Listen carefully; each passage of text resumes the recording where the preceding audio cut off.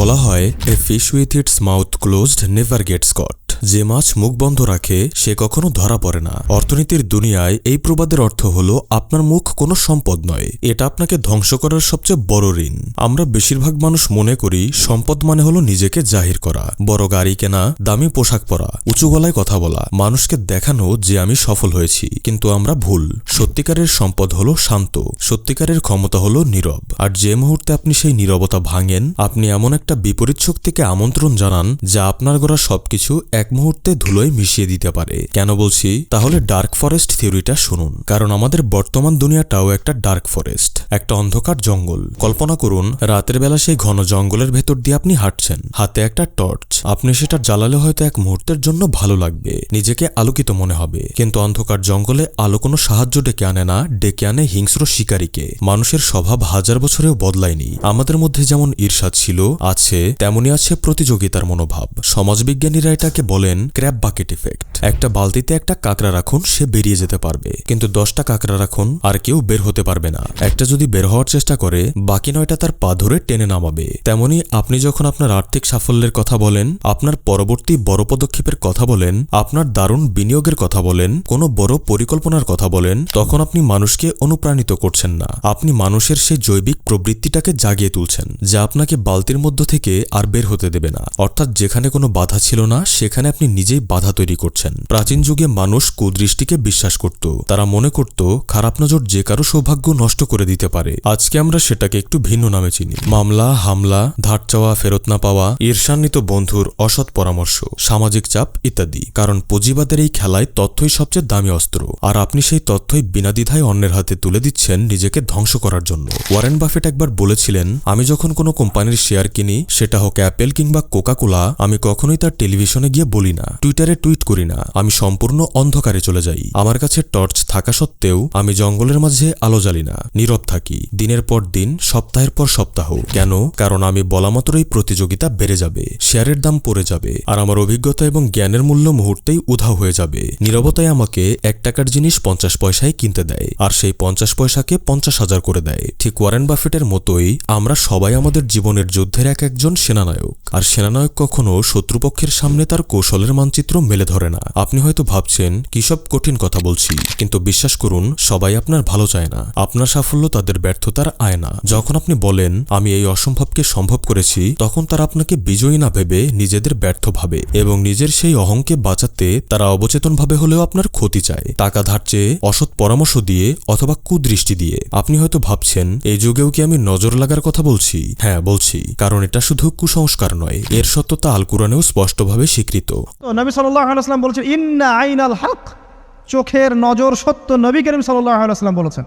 অথচ শুধুমাত্র চুপ থাকাই আপনাকে এই সমস্ত বিষয় থেকে রক্ষা করতে পারে। কারণ নীরবতা শুধু গোপনীয়তা নয়, এটা কৌশলগত ছদ্মবেশ। এটা আপনাকে জঙ্গলের ভেতরেও নিঃশব্দে চলতে দেয়, কোনো শিকারীর দৃষ্টি আকর্ষণ ছাড়াই। আর যখন আপনি নিজেকে জাহির করেন, তখন আপনি সমুদ্রের মাঝে 1 ফোঁটা রক্ত ফেলেন। সেই রক্তের গন্ধে হাঙর আসে, আর হাঙরের কাজ কি সেটা নিশ্চয়ই আপনি জানেন। আজকের এই ভিডিওতে আমরা কথা বলবো 3টা এমন আর্থিক রহস্য নিয়ে, যেগুলো আপনার কখনো কাউকে বলা উচিত না, প্রতিবেশীকে না, সহকর্মীকে না, এবং কিছু ক্ষেত্রে নিজের পরিবারকেও না। ভাইজান, ভিডিও শুরু করার আগে একটা সতর্কবার্তা। আজকের এই ভিডিওটা সবার জন্য নয়, কারণ এখানে এমন কিছু সত্য বলা হবে যেগুলো শুনতে আপনার অস্বস্তি হতে পারে। হয়তো আপনি মানতে চাইবেন না, হয়তো ভেতরে ভেতরে একটা ধাক্কা লাগবে। কারণ এই কথাগুলো আমি যখন প্রথম শুনেছিলাম, আমার নিজেরও ঠিক এমনটাই লেগেছিল। কিন্তু একটা জিনিস আমি আপনাকে নিশ্চিত করে বলতে পারি, এই সত্যগুলো এড়িয়ে গেলে আপনি হয়তো স্বস্তিতে থাকবেন, কিন্তু এগুলো মেনে নিলে আপনার জীবন বদলাতে বাধ্য।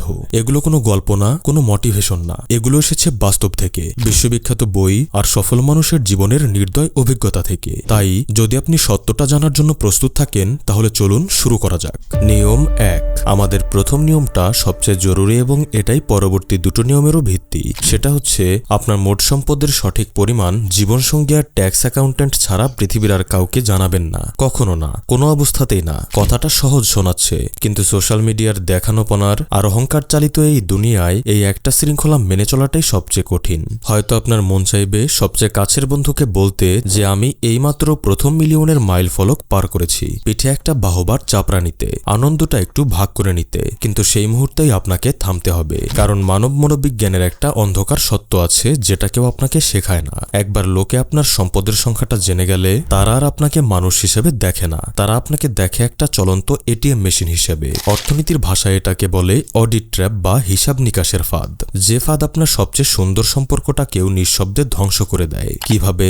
যতক্ষণ আপনার বন্ধু বা পরিবার মনে করে আপনি তাদের মতোই চলছেন, ততক্ষণ আপনারা সমান, একই স্তরের মানুষ। রেস্টুরেন্টে গিয়ে যদি বলেন আজকে বাজেট টাইট, শুধু কফি খাবো, তারা মাথা নাড়বে, সম্মান করবে সিদ্ধান্তটাকে। কিন্তু যেই মুহূর্তে তারা জানবে আপনার কাছে টাকার পাহাড় আছে, সব বদলে যাবে। এরপর থেকে আপনার প্রতিটা খরচের জন্য জবাবদিহি করতে হবে। যখনই বলবেন আজ দামি খাবারটা থাক, তারা বলবে তোমার মতো টাকা থাকলে দেখতে আমরা কি করতাম, এত কিপটেমি কেন? তারা আপনার টাকার উপর নিজেদের নৈতিক অধিকার আবিষ্কার করবে। হিসাবটা তাদের কাছে সহজ, আপনার কাছে বাড়তি, তাদের কাছে ঘাটতি। অতএব আপনার দায়িত্ব হলো সেই ঘাটতি পূরণ করা। ডিনারের বিল না দিলে আপনি খারাপ বন্ধু, গাড়ি মেরামতের জন্য ধার না দিলে আপনি স্বার্থপর। না বলার অধিকারটাই চলে যায় আপনার, কারণ না বললেই আপনি তাদের গল্পের খলনায়ক। এজন্যই দেখবেন অসংখ্য লটারি বিজয়ীর শেষটা হয় একা এবং হতাশার, কারণ টাকা তাদের ধ্বংস করেনি, ধ্বংস করেছে এই তথ্যটা যে তাদের কাছে কত টাকা আছে। তারা হয়ে ওঠে একটা চলন্ত টার্গেট। 20 বছর দেখা নেই এমন চাচাতো ভাই হঠাৎ কষ্টের গল্প নিয়ে হাজির। প্রতিবেশীর হঠাৎ একটা দারুণ ব্যবসার আইডিয়া আসে, যেটা একটু পুঁজি লাগবে, না দিলে সম্পর্ক নষ্ট, দিলে তাদের দেখার বাকি জীবন পাবেন না। সম্পদের পরিমাণ প্রকাশ করা মানে পানিতে ইচ্ছাকৃতভাবে রক্ত ফেলা। রক্তের গন্ধে যখন হাঙর আসে, তখন হাঙরকে দোষ দেওয়া বোকামি। হাঙরের কাজই হলো ছিঁড়ে খাওয়া। এখন আরেকটা বিষয় বুঝুন, অর্থনীতির ভাষায় যাকে বলে প্রাইস ডিসক্রিমিনেশন বা মূল্য বৈষম্য। কল্পনা করুন একজন ঠিকাদার আপনার ছাদ মেরামত করতে এলেন। আসার সময় সামনে দাঁড়ানো একটা পুরনো হন্ডা দেখলেন। স্বাভাবিকভাবেই তিনি ভাববেন আপনি কষ্টে আছেন, তাই সে বাজার মূল্যের ন্যায্য দামই চাইবে। কিন্তু সে যদি প্রবেশের সময় বাড়ির সামনে 1 কোটি টাকার BMW দাঁড়ানো দেখে, সে বুঝে যাবে আপনি ধনী, তাই তখন সে ন্যায্য মূল্যের 3 গুণ টাকা চাইবে। তার মাথায় একটাই চিন্তা, এ লোকের এত টাকা, বাড়তি 50,000 সে টেরও পাবে না, এবং সে ভুলও না, হয়তো সত্যি টেরও পাবেন না। কিন্তু এভাবেই প্রতিদিন একটু একটু করে সম্পদ ক্ষয় হয়, অর্থের পাহাড় ধূলিসাৎ হয়। এবার তাকান বিশ্বের সবচেয়ে সফল মানুষগুলোর দিকে। ওয়ারেন বাফেটের নেটওয়ার্থ $146 বিলিয়ন, তবুও থাকেন 1958 সালের কেনা $30,000 সেই পুরনো বাড়িতে। মার্ক জাকারবার্গ বেশিরভাগ সময় পরেন একই ধূসর রঙের টি শার্ট আর হুডি। জেফ বেজোস বিশ্বের চতুর্থ ধনী হয়েও চালান 1997 সালে কেনা একটা সাধারণ হোন্ডা। কেউ একবার জিজ্ঞেস করেছিলেন এত সাধারণ গাড়ি কেন? তিনি শুধু বলেছিলেন this is a perfectly good কার। সাধারণ মানুষ ভাবে এগুলো তাদের বোকামি, কিন্তু আসল সত্য হলো এগুলো তাদের কৌশলগত আত্মরক্ষা। এই সাদামাটা জীবনযাপনের কারণে সবাই তাদের বিনয়ী ভাবে, কেউ তাদের সাথে প্রতারণার চেষ্টা করে না, কেউ তাদের এটিএম মেশিন মনে করে না, সবাই তাদের মানুষ হিসেবে দেখে। কারণ সত্যি হলো অবমূল্যায়িত হওয়ার মধ্যে অসাধারণ শক্তি আছে। মানুষ যখন মনে করে আপনি কোনো রকমে চলছেন, তখন তারা সত্য কথা বলে, আপনাকে ম্যানুপুলেট করার চেষ্টা করে না। কিন্তু যেই রোলেক্স দেখালেন বা পোর্টফোলিওর আকার বললেন, মুখোশ পরা শুরু হয়ে গেল। তাহলে কি করবেন? দেখুন, শিখুন কৌশলগত দারিদ্র্যের শিল্প। কেউ আর্থিক অবস্থা জিজ্ঞেস করলে মিথ্যা বলবেন না, কিন্তু পুরো সত্যও বলবেন না। বলবেন বাজারের জিনিসপত্রের দাম অনেক বেশি, অথবা বাচ্চাদের নিয়ে অনেক খরচ, অথবা সব টাকা অ্যাসেটে আটকে আছে। অস্পষ্ট রাখুন, তারা যেন মনে করে আপনি ঠিকঠাক আছেন কিন্তু হাতে নগদ নেই। ক্যাশ নেই ভাবলে কেউ ধার চাইবে না। ধার না চাইলে না বলতে হবে না। না বললে আপনার সুন্দর সম্পর্কগুলো নষ্ট হবে না, কাছের মানুষগুলোকে হারাতে হবে না। এটাই প্রথম নিয়ম। নীরবতাই সবচেয়ে বড় সম্পদ। নীরবতা মানেই নিরাপদ। নিয়ম 2। দ্বিতীয় নিয়মটি সরাসরি আপনার ভবিষ্যৎ আর সফলতার সাথে জড়িত। আপনি যা অর্জন করতে চাইছেন সেটা পাওয়ার আগে কাউকে বলার দরকার নেই। এটা কোনো পরামর্শ নয়, এটা একটা সূত্র। আপনার বিনিয়োগের জন্য, আপনার ব্যবসার জন্য, আপনার ক্যারিয়ারের জন্য। মানব মস্তিষ্কের একটি সাধারণ ত্রুটি আছে, যে ত্রুটিটি আপনার সবচেয়ে বড় লক্ষ্যকে নীরবে ধ্বংস করে দেয়। মনোবিজ্ঞানীরা একে বলে প্রিম্যাচুর সেলিব্রেশন বা অকাল উদযাপন। ধরুন আপনার মাথায় একটি দারুণ আইডিয়া এসেছে। আপনি সিদ্ধান্ত নিলেন একটি কোম্পানি শুরু করবেন। আপনি উত্তেজিত, অ্যাড্রিনালিনে নিমজ্জিত, আর সেই রাতেই বন্ধুদের সাথে বেরিয়ে পড়লেন। সব বলে দিলেন, পুরো পরিকল্পনাটাই তাদের সামনে মেলে ধরলেন। আর তারা বলল, বাহ, এটি অসাধারণ, তুমি অনেক বুদ্ধিমান, এটা বড় কিছু হতে যাচ্ছে। এই কথাগুলো শুনে আপনার মস্তিষ্কে মুহূর্তেই প্রচুর ডোপামিন নির্গত হলো। প্রকৃত কাজ করার আগেই সে অর্জনের আনন্দ পেয়ে গেল, আর আপনি বাড়ি ফিরে গেলেন তৃপ্ত মনে, অর্জনের ক্ষুধা ছাড়াই। তাই পরের দিন সকালে উঠে কোনো কাজের তাগিদ খুঁজে পেলেন না, কারণ আপনার মস্তিষ্ক পরিশ্রম ছাড়াই পুরস্কার পেয়ে গেছে। তাই বেশি কথা বলা হলো কাজ বাস্তবায়নের সবচেয়ে বড় ত্রুটি। আমাদের আঞ্চলিক ভাষায় যাকে বলে ঘন পেঁচালে খ্যাতা হারায়, তবে এর চেয়ে অন্ধকার আরেকটি কারণ আছে যাকে বলা হয় স্যাবোটাজ। সানজু তার দ্য আর্ট অফ ওয়ারে লিখেছেন, আপনার পরিকল্পনাকে রাতের মতো অন্ধকার আর অভেদ্য রাখুন, আর যখন পদক্ষেপ নেবেন বজ্রপাতের মতো আঘাত করুন। কারণ আপনি যদি আগেই কৌশলের কথা বলে দেন, আপনি নিজেই শত্রুর হাতে নিজের বিরুদ্ধে অস্ত্র তুলে দিচ্ছেন। ওয়ারেন বাফেট যদি কোনো শেয়ার কেনার আগে সেটা প্রকাশ করতেন, হাজারজন তার আগেই সেই শেয়ার কিনে সম্ভাবনা শেষ করে দিত। মার্ক জাকারবার্গ যদি ফেসবুকের আইডিয়া বাস্তবায়নের আগেই শেয়ার করতেন, হয়তো অন্য কেউ আগেই ফেসবুক বানিয়ে ফেলত। বিলিয়নাররা এই ভুল করে না, অথচ আমরা করি। আমরা নিজেরাই নিজেদের প্রতিযোগী তৈরি করি, নিজের হাতে নিজের সুবিধাজনক অবস্থান ধ্বংস করি। আপনি যদি সহকর্মীকে বলেন আমি পদোন্নতির জন্য আবেদন করছি, পরক্ষণেই দেখবেন তারাও একই পদের জন্য ময়দানে নেমেছে। এখন তারা আপনার চাল জানে, তারা গুজব ছড়াতে পারে, তারা বাধা দিতে পারে, তারা কৌশলে আপনাকে হারিয়ে দিতে পারে। এটা তাদের দোষ নয়, এটাই মানুষের স্বভাব, সম্পদের জন্য একে অপরের সাথে প্রতিযোগিতা করা। এরপর রয়েছে সমালোচকদের কথা। আপনি বড় পরিকল্পনার ঘোষণা দেওয়ার সঙ্গে সঙ্গে আপনার জীবনে সংশয়বাদীদের আমন্ত্রণ জানিয়ে দিলেন। তারা বলবে অর্থনীতি খারাপ, তারা বলবে আপনার কোনো অভিজ্ঞতা নেই, তারা বলবে এটি আগে কখনো হয়নি। এই সন্দেহগুলো ভাইরাসের মতো, মনে ভয়ের বীজ বপন করে। আর আপনি তো জানেন, বীজ থেকে চারা সৃষ্টির মুহূর্তটাই সবচেয়ে নাজুক। সেই সময় বিষাক্ত কথার আঘাতে চারা মরে যায়। আপনি লক্ষ্য ছেড়ে দেন, ভাবেন হয়তো তারাই ঠিক ছিল, হয়তো আমার কমফোর্টেই থাকা উচিত। শুরুর দিকে প্রতিটি নতুন স্বপ্নকে একটি শিশুর মতো রক্ষা করতে হয়। এটি সমালোচনার হিমেল হাওয়ায় বাঁচতে পারে না। এর উষ্ণতা প্রয়োজন, এর সুরক্ষা প্রয়োজন। যতক্ষণ না এটি নিজের পায়ে দাঁড়ানোর মতো শক্তিশালী হচ্ছে, ততক্ষণ একে নীরবতার ইনকিউবেটরে রাখুন। আপনি কি করতে যাচ্ছেন মানুষকে বলবেন না, আপনি কি করছেন তা তাদের দেখান। ফলাফলই একমাত্র জিনিস যা নিয়ে কেউ বিতর্ক করতে পারে না। আপনি যখন একটি তৈরি পণ্য নিয়ে হাজির হবেন, একটি স্বাক্ষরিত চুক্তি, একটি হাতে পাওয়া চেক, তখন কেউ বলতে পারবে না এটা অসম্ভব ছিল, কারণ এটি তখন ইতিমধ্যেই সম্ভব। ইতিহাসের সবচেয়ে শক্তিশালী মানুষেরা উদ্দেশ্য প্রচার করত না, নিঃশব্দে পথ চলত। যখন বাকিরা সমালোচনায় মুখর, তখন তারা নিজেদের দুর্গ গড়ে তুলত।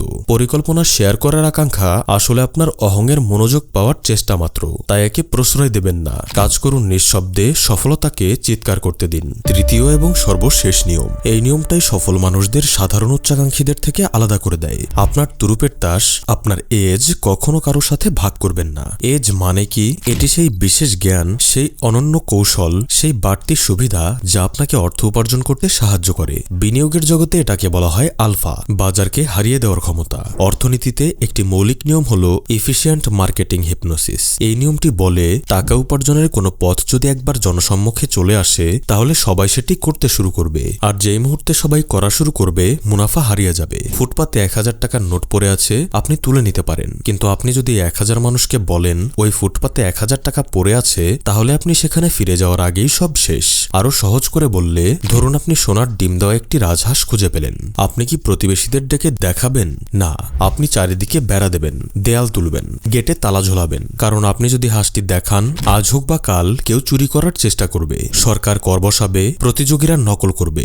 যদি আপনারা বিশ্বের নাম্বার 1 সফট ড্রিঙ্কস কোকাকোলার দিকে তাকান, 1988 সাল থেকে কোকাকোলার অনেক বড় একটা শেয়ার কিনে রেখেছেন খোদ ওয়ারেন বাফেট। কেন জানেন? কারণ কোকাকোলার সবচেয়ে মূল্যবান সম্পদ তাদের বিশাল কারখানা না, অসংখ্য ট্রাক না, শুধুমাত্র একটা জিনিস, তাদের রেসিপি। কোকাকোলার ফর্মুলা বাণিজ্যের ইতিহাসে সবচেয়ে সুরক্ষিত গোপনীয়তাগুলোর একটি। এটি আটলান্টার একটি ভল্টে রাখা আছে, আর মাত্র 2 জন মানুষের পুরো ফর্মুলা জানেন, এবং তাদের একই বিমানে ভ্রমণের অনুমতি পর্যন্ত নেই। কেন এত কড়াকড়ি? কারণ রেসিপি যদি আগামীকাল ইন্টারনেটে ছড়িয়ে পড়ে, কোকের 10,000 সাধারণ কপি তৈরি হবে, মুনাফা ধসে পড়বে, একচাটিয়া আধিপত্য শেষ হয়ে যাবে। তারা বোঝে গোপনীয়তাই তাদের মুনাফার উৎস।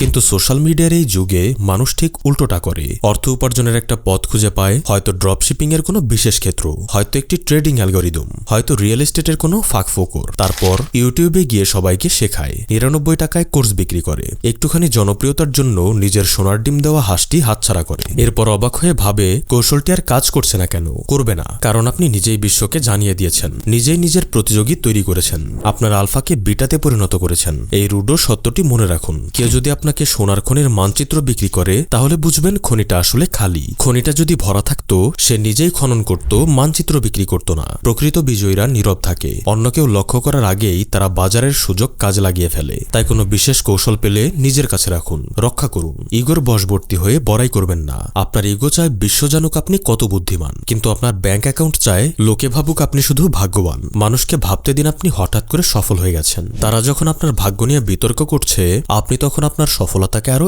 এগিয়ে নিচ্ছেন। যেই মুহূর্তে আপনি জাদুর কৌশল ব্যাখ্যা করবেন, দর্শকরা তালি দেওয়া বন্ধ করে আপনাকে নকল করা শুরু করবে। নিজের সফলতার গোপন রেসিপি কখনো বিলিয়ে দেবেন না।